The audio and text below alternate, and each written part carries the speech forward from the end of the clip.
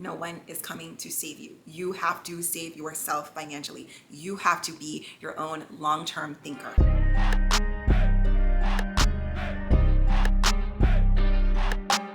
I'm divorce lawyer Jess, helping you think like a lawyer in life, love, and career. One of the biggest pet peeves that I have right now is what I see on social media with this whole soft girl lifestyle situation. We see a lot of content saying, oh, it's good to take a step back, to not have to work so hard, not have to stress yourself out, staying home, going to get massages frequently, going to just enjoy your family. All of those things are really cool, and I do hope that everybody can live an aspect of the soft life, but my main concern is that the soft life can lead to a hard life or even a broke life if you don't plan it out right. One of the patterns that people start to pick up in relationships, especially if the other person is a really high earner and there's a lot to do around the house, is they'll start letting that person who makes the money really be in control of the finances, and they'll fall back a bit.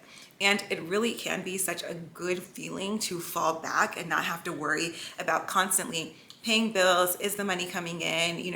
What's late? What's not late? Where can I save? Where can we spend? And just take your mind off of those things.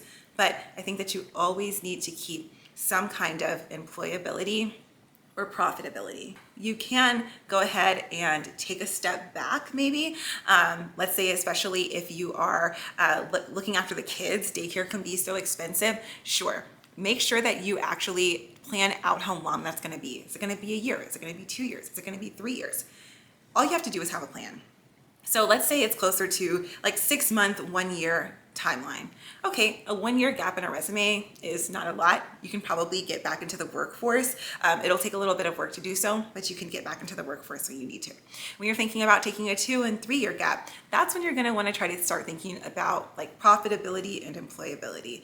Like, okay, maybe I don't have a full-time job, but is there something that I can do part-time that'll keep my skills up? So one day, if I need them, I can be able to seamlessly roll into the job that I love. So some things that you might be able to do is start a small business, take up some work on Upwork, maybe work part-time in a job that doesn't demand a lot of hours so that you can go ahead and roll back into getting paid full-time whenever the time is right. Another thing that you can do is maybe think about starting a small business from home. Let's say that you ever do have to leave your partner. Let's say that unfortunately divorce does come onto the horizon one day. Okay, that is something that happens. If you live in a state where there is little to no maintenance or alimony, states like Texas offer less opportunities for alimony, you could be in a really tough position when it's time to actually have the divorce. You might have half of the marital assets, but that monthly income that you need to do things like get an apartment, get a house, that's gonna definitely be lacking if you cannot find ways to make yourself employable or profitable.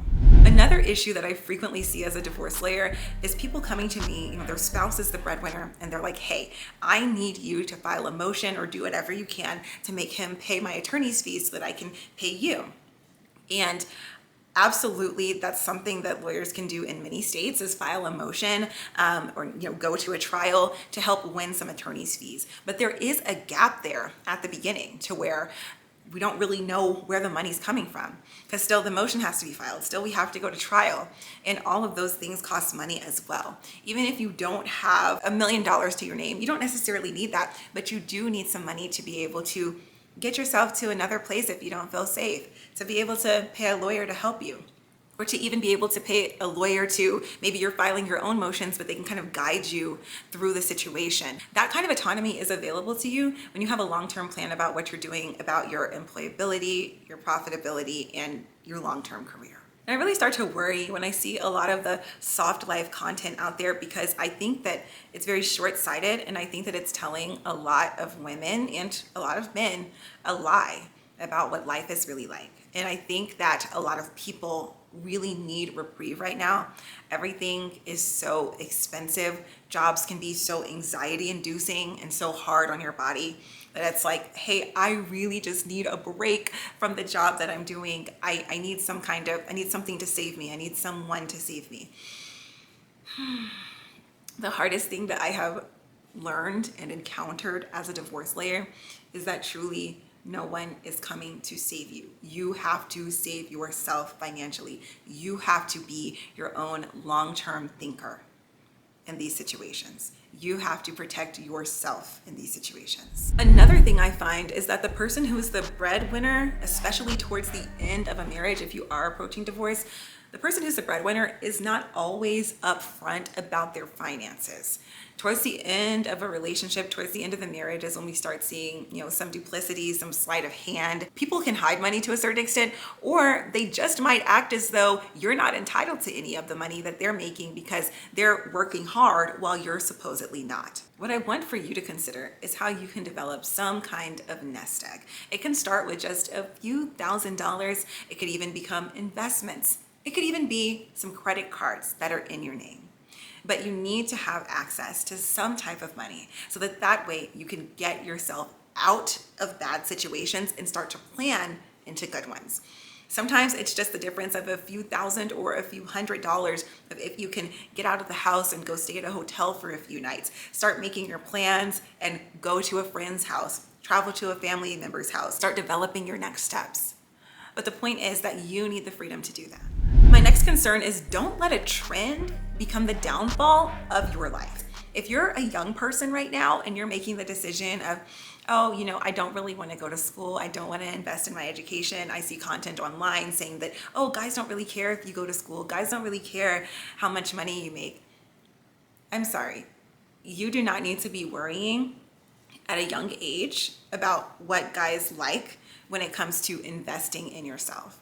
Make the investment in yourself of education. Make the investment in yourself of, honestly, dedicating yourself to your job for a few years and building up a good resume and building up a good financial foundation. Because it doesn't only matter what guys like. It also matters what you like.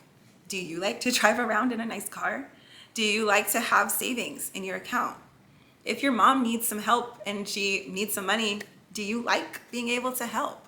Do you like being able to pay for the dentist when you have a cavity? What do you like? And you need to think about that.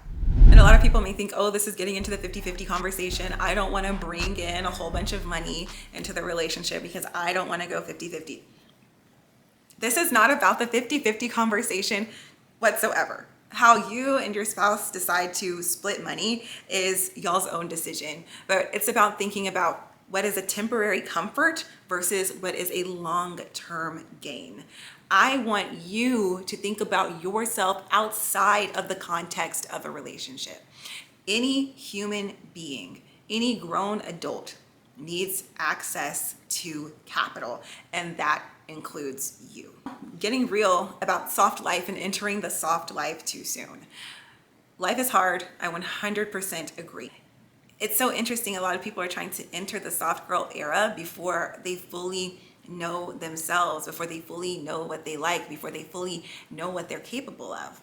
And that's really concerning for me because you are full of so many possibilities. And yes, you absolutely should partake in leisure 100%, but also think about everything that you are curious about. Are you curious about music? Do you want to learn it? Do you want to be a music teacher, even part-time? Are you curious about animals? Do you want to be a dog walker? Do you want to be a groomer? Do you want to buy a mobile pet grooming franchise? There are so many ways to harness your passions into something that could eventually be a soft life for yourself. If you want to learn more about how you can empower yourself in relationships and in the divorce process, please like, comment, and subscribe.